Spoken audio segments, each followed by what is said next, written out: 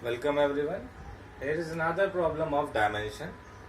In this, find the dimension of A cross B in the relation P equals to B minus x square upon AT, where P is power, x is distance and T is time. How can we find it? Let's see. We can write it in this way: B upon AT minus x square upon AT. As we know, dimension will not be subtracted or added. So what can we do? We can equalize these dimensions with this or these dimensions with this also.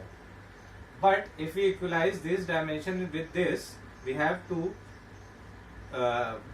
we need to find two values B and A. In this case, here only unknown is A. So we will take this first. For this, the dimension of P is power. Power is work done upon time. So work done, the dimension of work done is ml square t minus 2. So the power dimension is ml square t minus 3.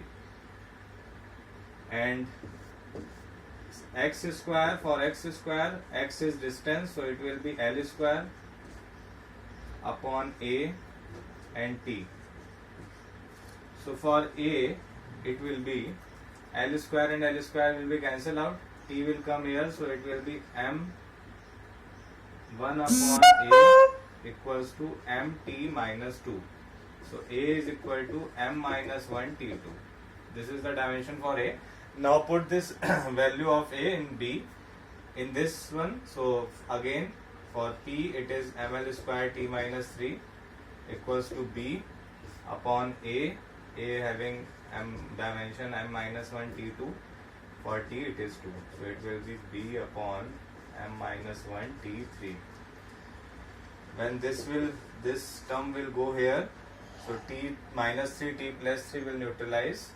So it will be m minus 1 m plus 1 is neutralized. So it will only b equals to l square. So we have to find the a cross b. So for a cross b, the dimension will be, for a it is m minus 1 t2 and for b it is l square. So the overall it is a cross b is m minus 1 l square t2. Thank you.